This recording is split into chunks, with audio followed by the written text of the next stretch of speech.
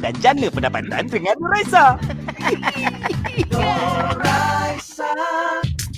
Pulau Pinang, Perlis, Kedah dan Langkawi, 89.0.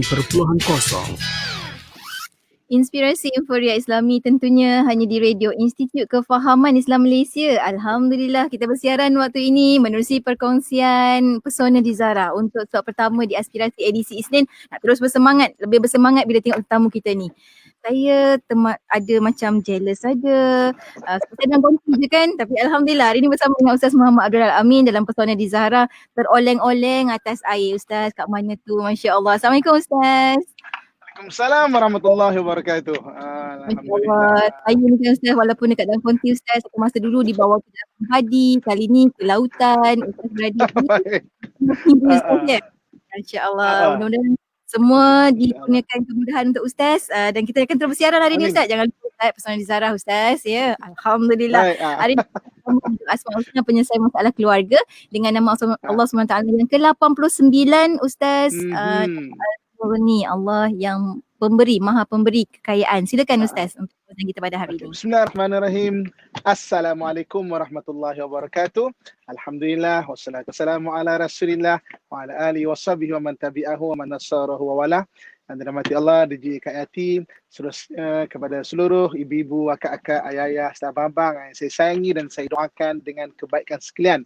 Pertama syukur kepada Allah Subhanahu Wa Taala, walau di mana anda berada dan di mana saya berada, tetap kita dapat untuk sama-sama di Pesona di Zahra. Jadi dalam perkongsian yang menarik, Asma Husna penyelesaian masalah keluarga. Saya sekarang berada di pulau-pulau di sekitar tanah air kita bersama dengan grup ataupun daripada UTM dan sahabat dari universiti ada program di sini dan mudah-mudahan doakan Allah mudahkan semuanya insya-Allah. Okey, ibu, kakak, tuan-tuan muslimin-muslimat rahmatullah sekalian. Kita bicara mengenai nama Allah Subhanahu Wa Taala Al-Mughni, iaitu Allah Subhanahu Wa Taala yang memberi kekayaan. Jika minggu lepas kita kongsikan nama Allah Al-Ghani, iaitu Allah yang kaya, maha kaya Allah Subhanahu Wa Taala. Ada program ini maknanya Al-Mughni, iaitu Allah Subhanahu Wa Taala yang menganugerahkan kekayaan kepada kita manusia. Jadi ibu, kakak, tuan-tuan muslim-muslimat yang saya sayangi dan saya doakan kebaikan sekalian. Okey. Jadi surah rujukan kita boleh lihat surah An-Najmi. Surah An-Najmi ayat 38. Allah Subhanahu Wa Taala menyebut a'udzubillahi minasyaitonirrajim. Annahu huwa aghna wa aqna, dan sesungguhnya dialah yang memberikan kekayaan dan mencukupkan. Jadi Allah Subhanahu Wa Taala yang menganugerahkan kekayaan dan mencukupkan keperluan kita. Jadi pada hari ini Allah Subhanahu Wa Taala yang memberikan kepada kita kelebihan daripada harta dan kekayaan. Kita nak kongsikan ya. Bagaimana Allah Subhanahu Wa Taala menganugerahkan kekayaan kepada seseorang. Supaya apa? Supaya kita dapat menelusuri sebab-sebab untuk Allah anugerahkan kekayaan dan juga harta kepada seseorang itu. Allah Subhanahu Wa Taala Al-Mughni akan menganugerahkan kekayaan kepada seseorang itu dengan dua keadaan ataupun dengan dua cara. Yang pertama, berdasarkan keperluan yang dia usahakan. Sebab itu, bicara mengenai usaha, kita tengok ayat Quran, hadis-hadis Nabi SAW, banyak Nabi suruh kita berusaha. Jangan malas, kena berusaha dan jangan pernah berhenti berusaha. Soal dapat ke tak dapat tu soal lain ibu kakak sekalian. Yang penting kita berusaha dan tingkatkan usaha kita. Jangan pernah putus asa, jangan pernah jemu, jangan pernah kita rasa macam kita tak mampu untuk buat. Maknanya usaha. Dengan usaha Allah Subhanahu Wa Taala akan anugerahkan kepada seseorang itu kurniaan dia. Itu yang pertama yang kita kena tahu, kita kena faham supaya kita dapat menelusuri sebab-sebab kenapa Allah Al-Mughni menganugerahkan kekayaan kepada seseorang itu. Yang keduanya apa? Yang keduanya dengan tanggungjawab yang kita tunaikan. Ini satu benda yang menarik ibu-ibu, kakak, ayah saya sekalian kan. Kita disuruh untuk menunaikan tanggungjawab. Dan yang menariknya dalam Islam, kita ada tanggungjawab pada diri kita. Kemudian kalau kita ada kemampuan, kita disuruh untuk menunaikan tanggungjawab pada keluarga kita. Kalau kita ada kemampuan lagi, tanggungjawab kepada masyarakat, kepada negara, dan lebih tinggi kepada ummah Islamiah sekaliannya. Dan sejauh mana kita menunaikan tanggungjawab, sejauh itulah Allah Subhanahu wa taala Al-Mughni akan mencukupkan dan menganugerahkan kebaikan-kebaikan kepada kita. Itu perkara yang menarik yang kadang-kadang kita tak boleh dapat nak fikir dia punya logik dia macam mana, tapi Allah yang menganugerahkan, Allah yang mengurniakan sesuatu itu kepada kita. Jadi dua benda ni. Jadi apa yang kita kena faham adalah yang pertama sekali adalah keperluan kita yang kita usahakan. Sekejap lagi selepas rehat saya akan kongsikan apa cara nak usahakan sesuatu benda tu. Okey. Yang keduanya iaitu dengan cara tanggungjawab yang kita tunaikan. Sebab tu terutamanya kepada ayah-ayah, ibu-ibu sekalian kan. Ayah-ayah atau abang-abang saya sekalian kan, untuk dalam dalam keluarga kita kan. Tanggungjawab kita kena tunaikan, kita kena usahakan kan. Jangan pernah rasa susah, jangan pernah rasa jemu. Allah Subhanahu wa taala Al-Mughni akan menganugerahkan kepada kita kecukupan jika kita berusaha ke arah menunaikan sesuatu tanggungjawab itu. Okey, itu sebagai mukadimah dia. Dah jadi insya-Allah. Alhamdulillah. Makin semangat Ustaz asal laut. Masya Allah. Ramai yang kata seronoknya Ustaz. Terima kasih. Share laut. Dah lama tak tengok laut je lah Ustaz. PKP Ustaz. Bila masa di laut. Alhamdulillah. Terima kasih banyak Ustaz. Dan itu ada yang kita kongsikan. Dua cara Allah anugerahkan kekayaan kepada seseorang. Masya Allah. Terima kasih banyak Ustaz. Kita akan berhenti rehat seketika. Untuk rakan-rakan pendengar. Jangan ikuti lagi perkongsiannya. Jangan ketinggalan juga ikuti secara langsung di FB IKIM FM, di FB Ustaz Muhammad Abdul Amin dan juga di YouTube IKIM juga secara langsung kami bawakan kepada anda. Jadi yang ke mana-mana teruskan kesetiaan bersama kami tentunya hanya di IKIM, Inspirasi Inforia Islami. Baik.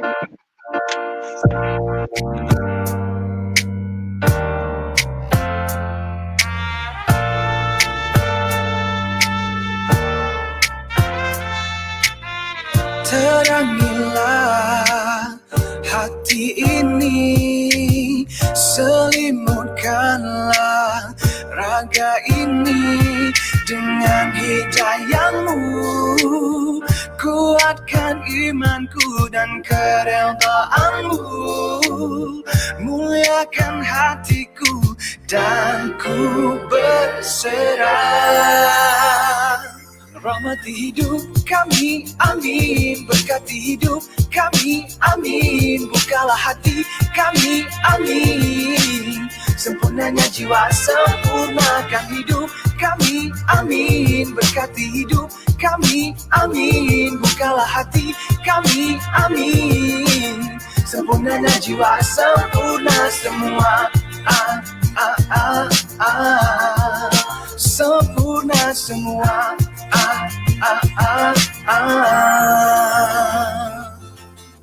Jauhiku dan lindungiku, sifat mazmum khilafku tak mampu.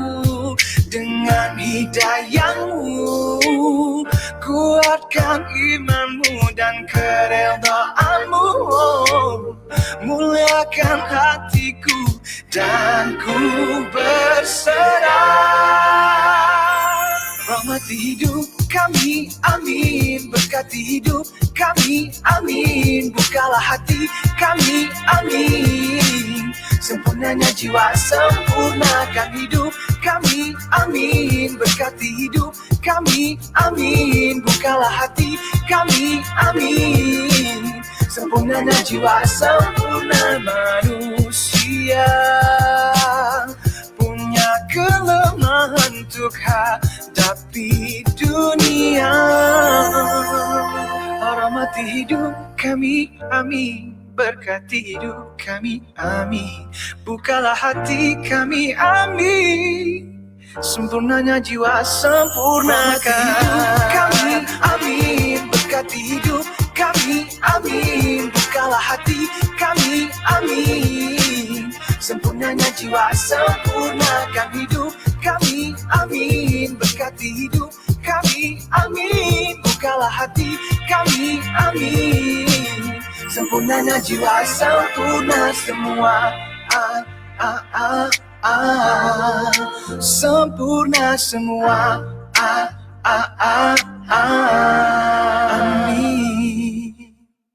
Inspirasi Inforia Islami tentunya hanya di Radio Institut Kefahaman Islam Malaysia. Kita kembali bersiaran menerusi perkongsian pesona di Zahra bersama dengan Ustaz Muhammad Abdul Alamin dalam perkongsian Asmaul Husna, penyelesai masalah keluarga dengan nama Allah Subhanahu Wa Taala Al-Mughni. Allah ada dua cara Allah mengurniakan kekayaan kepada manusia, kekayaan yang Allah yang kita usahakan, dan tanggungjawab yang kita tunaikan juga membantu untuk kita sebenarnya. Ustaz, kita sambung lagi Ustaz perkongsian kita pada hari ini, silakan.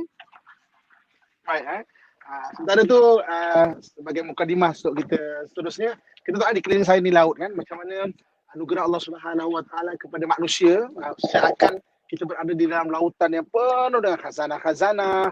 Bawah ni ada ikan, ada karang yang cantik-cantik, dan negara kita antara yang cantik di dunia mengenai karang, batu karang itu sebab kita tropical kan.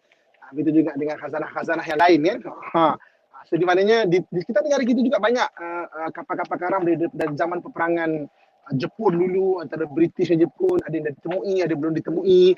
Jadi banyak sebenarnya. Jadi maknanya kasih sayang Allah seluas lautan kan, dan kita sebenarnya berada di tengah lautan nikmat Allah Subhanahu Wa Taala. Okey, kita sambung Jadi dia juga hati saya satu hari ada pernah orang bertanya kepada saya.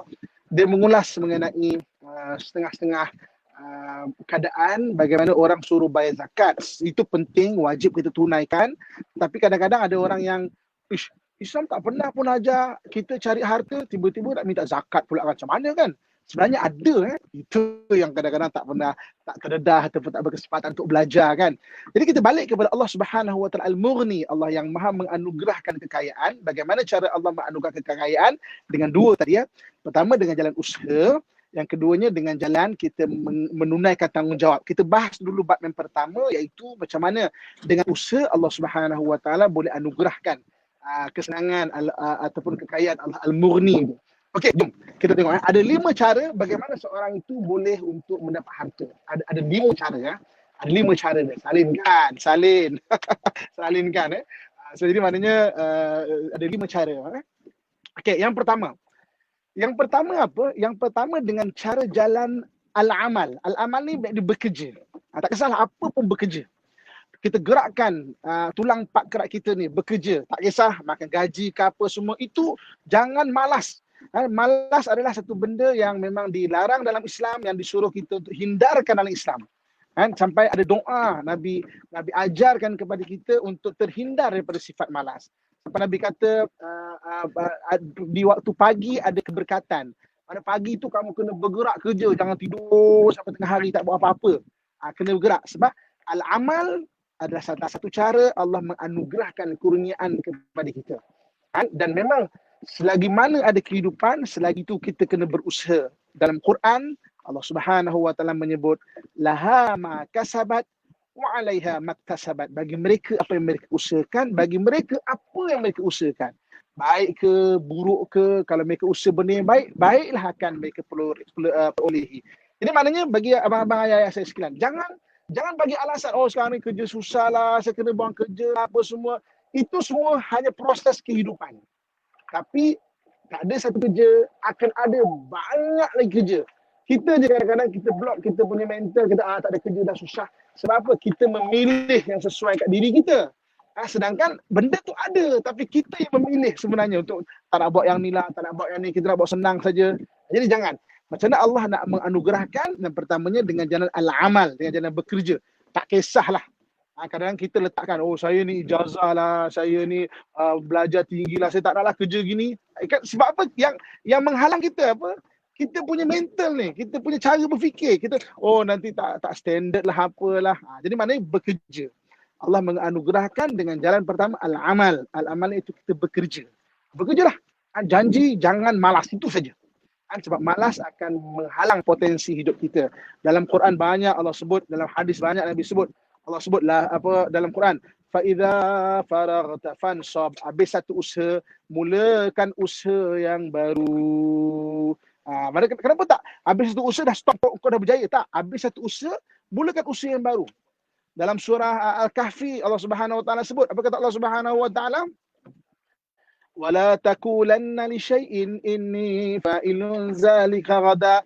Janganlah kamu kata perkara yang kamu boleh buat pada hari ini, aku akan buatnya pada hari esok. Kenapa Allah suruh kita untuk kita, maknanya benda yang boleh buat hari ni kita buat.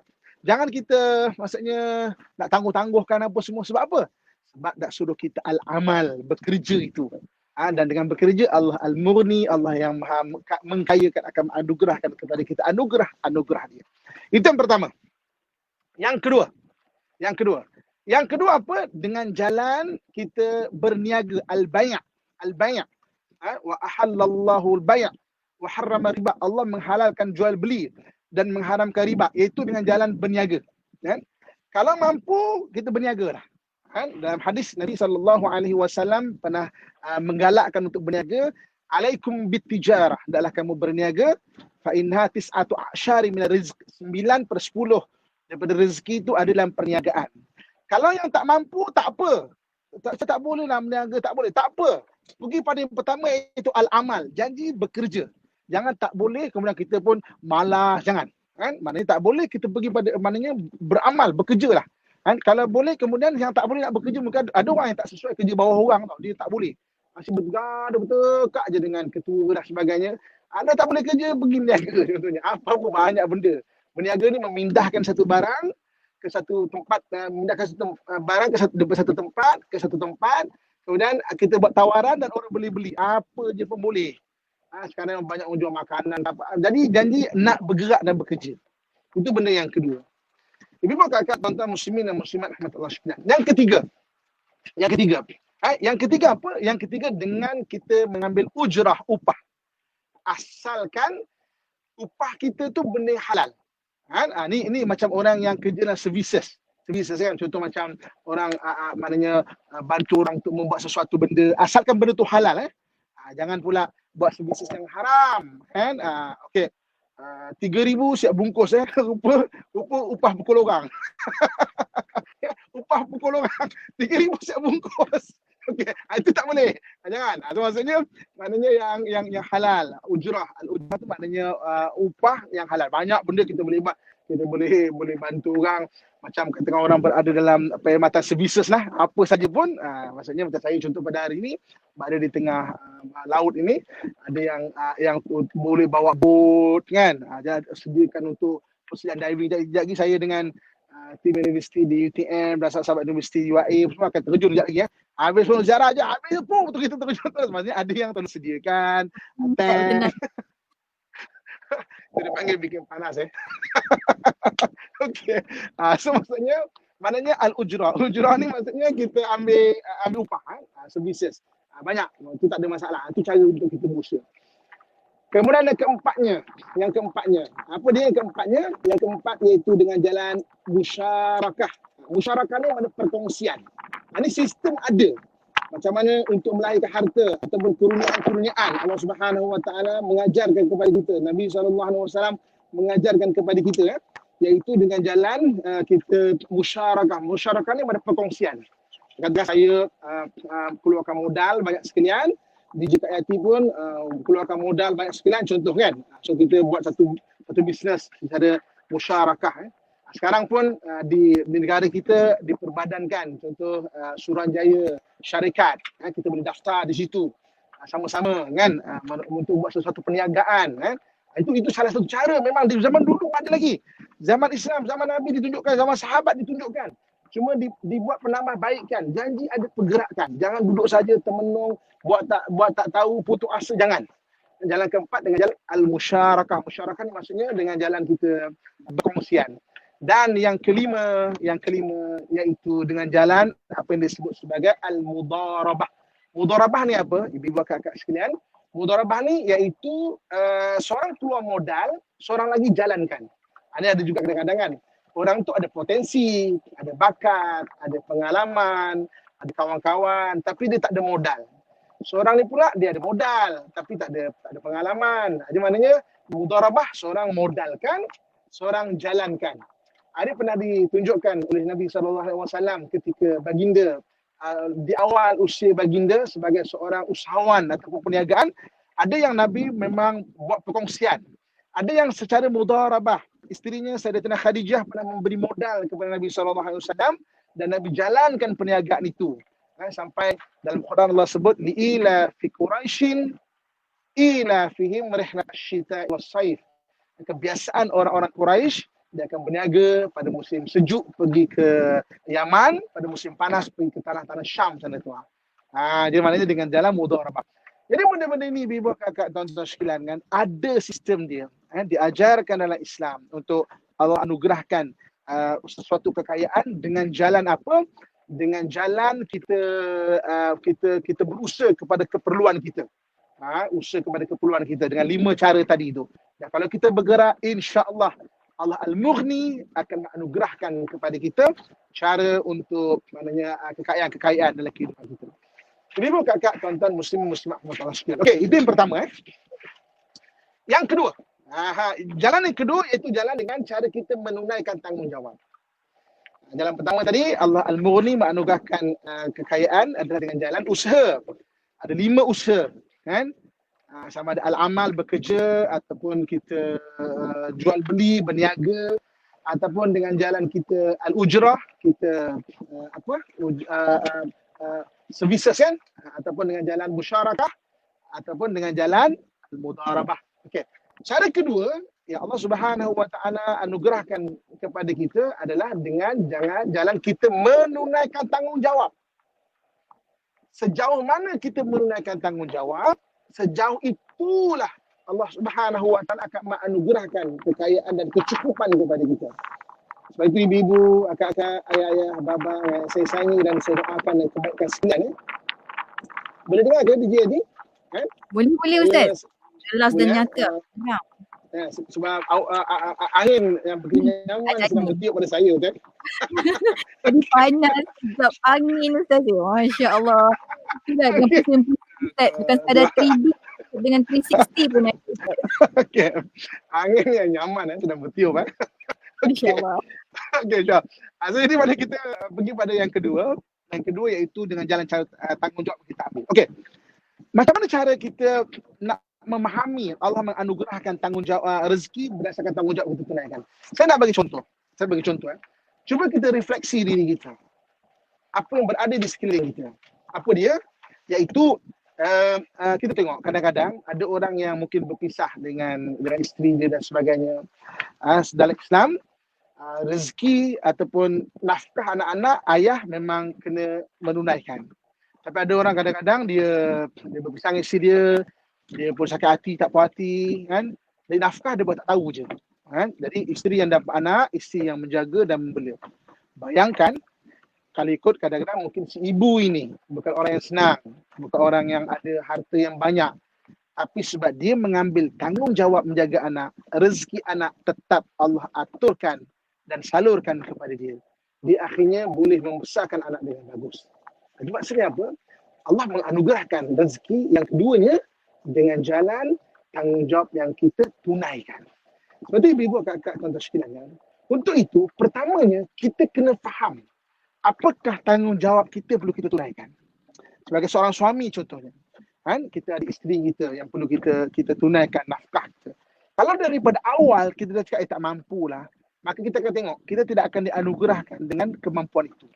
Tapi kalau daripada awal kita kata okey, macam mana pun nafkah isteri, nafkah anak-anak saya mesti kena sediakan semampu yang saya boleh.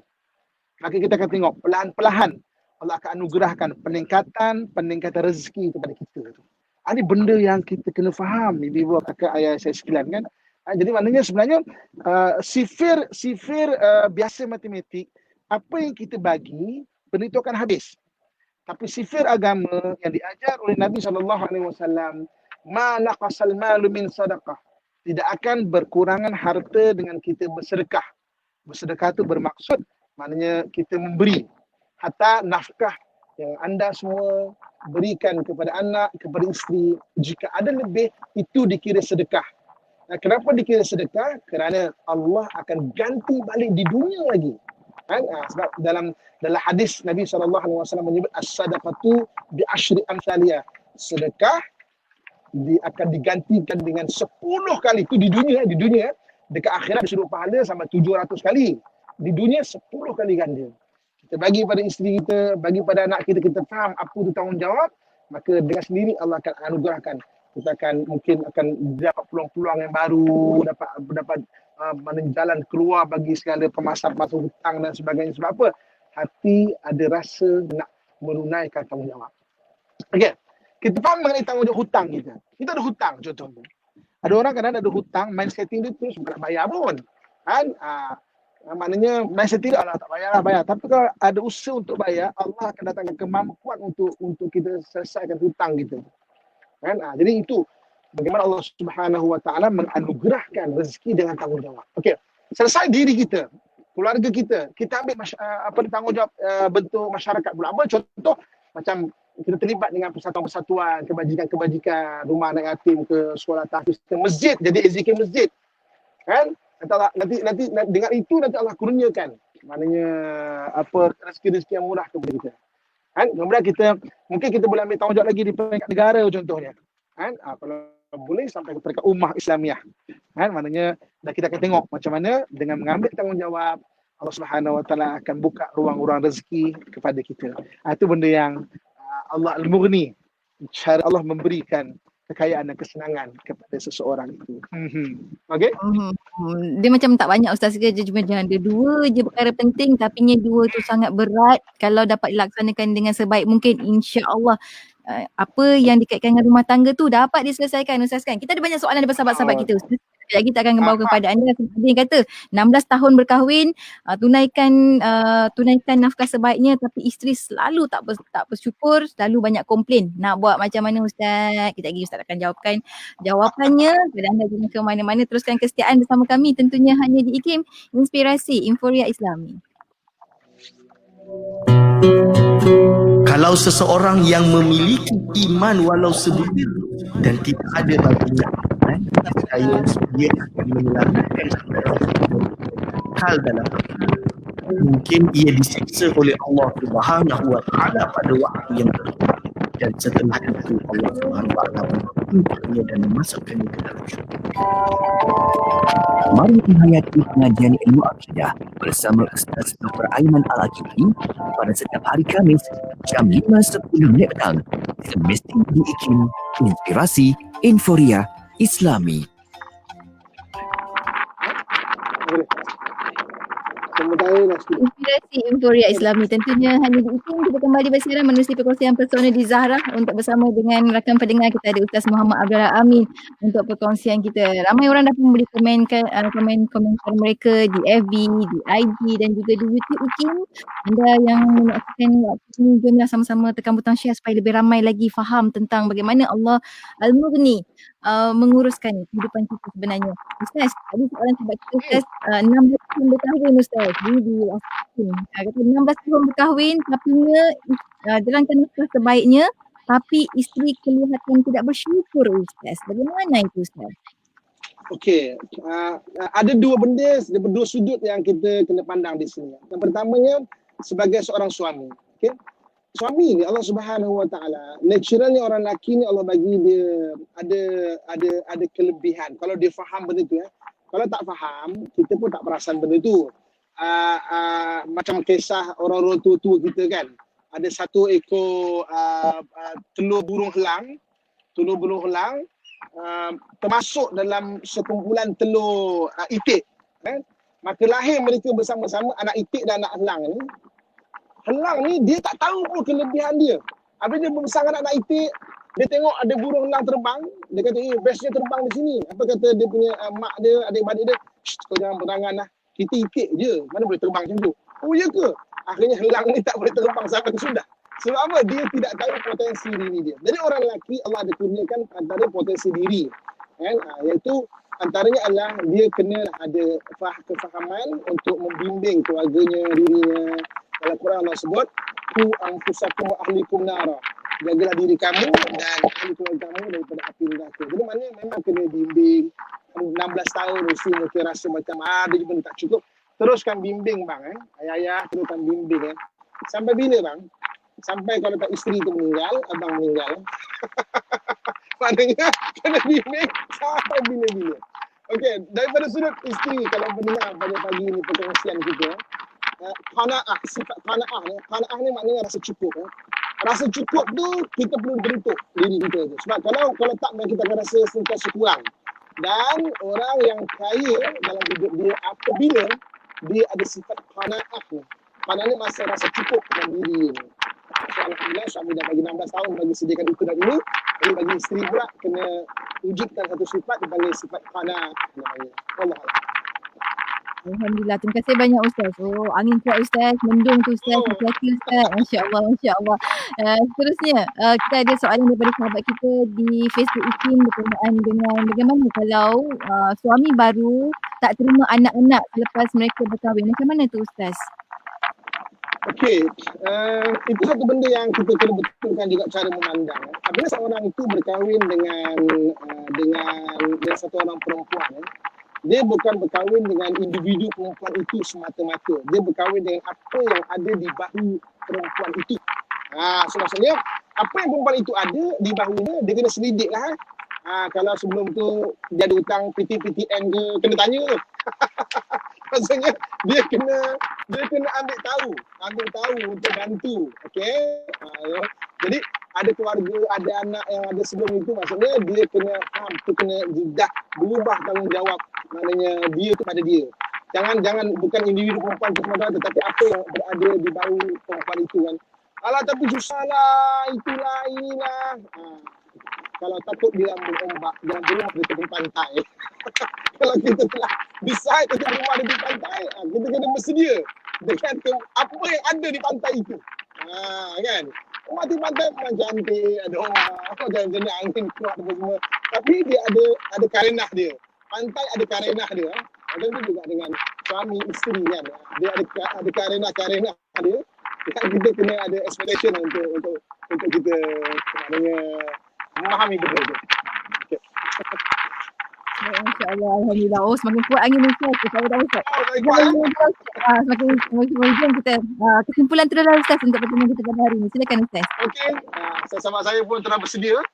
Maknanya dengan peralatan kita masuk. Jangan tidur sekarang. Okey. So, sebagai kesimpulan yang boleh kita kongsikan. Ibu kakak dan sekalian. Jadi kita bincang nama Allah Al-Mughni pada hari ini. Allah Subhanahu Wa Taala yang menganugerahkan kekayaan kepada seseorang itu. Jadi maknanya kekayaan ini Allah Subhanahu Wa Taala. Jadi kita disuruh untuk berusaha pertama. Kita dah ajarkan usaha-usaha tadi.